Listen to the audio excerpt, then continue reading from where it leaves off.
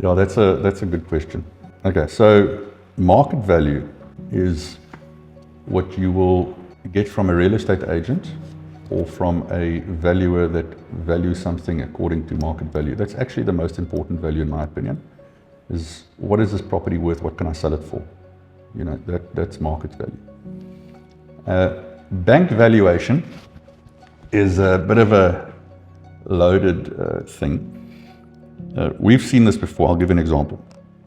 We've done, so valuations should usually be done by an independent valuer. I mean, you can use it as a tool for yourself to say, I know what my property's worth, but we're emotional. I might love my property very much, and I think, my property's better than my neighbor's, therefore it's worth more than his.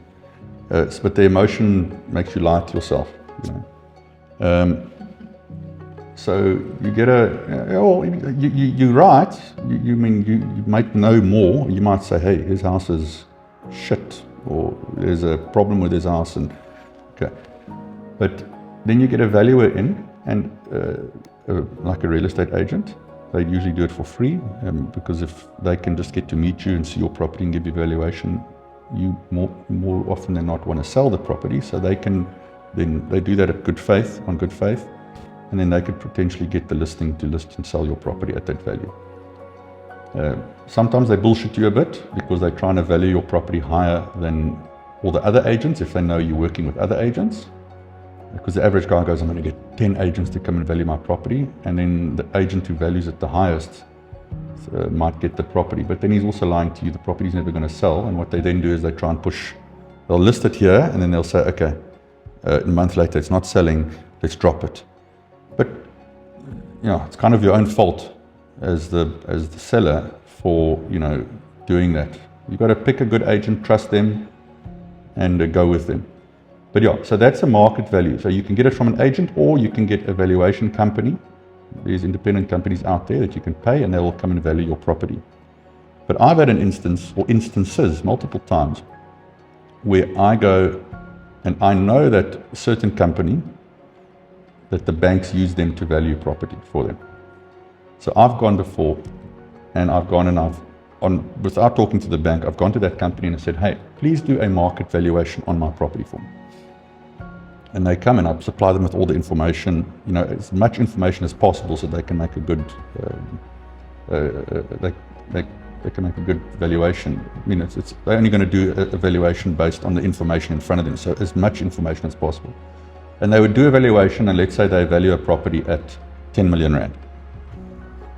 Then I go to a bank and I say, okay, I want to get a bond on this property. And the bank says, okay, we're going to appoint these guys to do a valuation. Then that same valuer comes and he does a valuation, and suddenly the valuation is 7 million. And I'm not going, whoa, what's going on here? Then I start going at the valuer.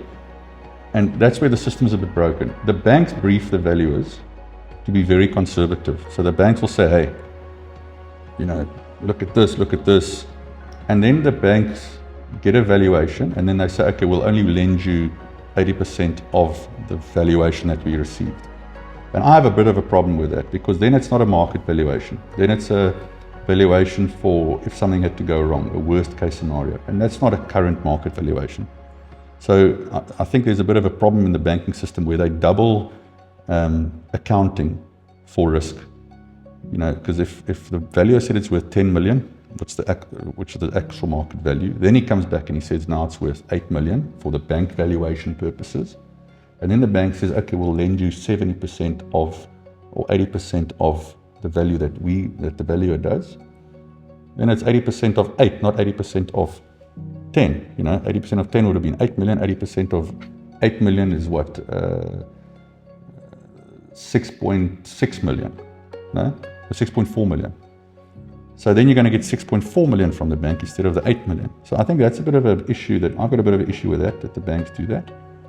So that's why the bank valuation usually comes in, because the valuers are briefed to value according to the bank's principles. So you've got your market valuation, which is usually higher. If you're lucky, the bank's valuer comes and values your property higher than what you thought it's worth, then that's great. But market valuation, bank valuation, and then lastly you get your municipal valuation.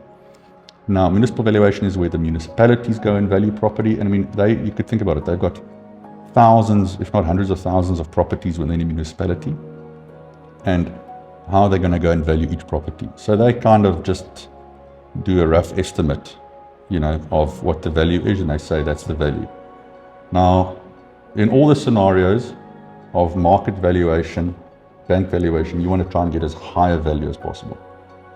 When it comes to your municipal valuation, you want to get it as low as possible, because you pay your rates and taxes, or you pay your taxes or property taxes to the municipality based on the municipal valuation. So and sometimes municipalities also make a mistake. They'll value something that's worth $1 million at 3 million rand, overvalue it. So that's why it's a contentious issue where people go to the rates department at the municipalities and valuations departments and contest the valuation, because they say, no, it's too high. So you always want to try and argue that down. And that's why there's a difference. That's pretty much the reason for it.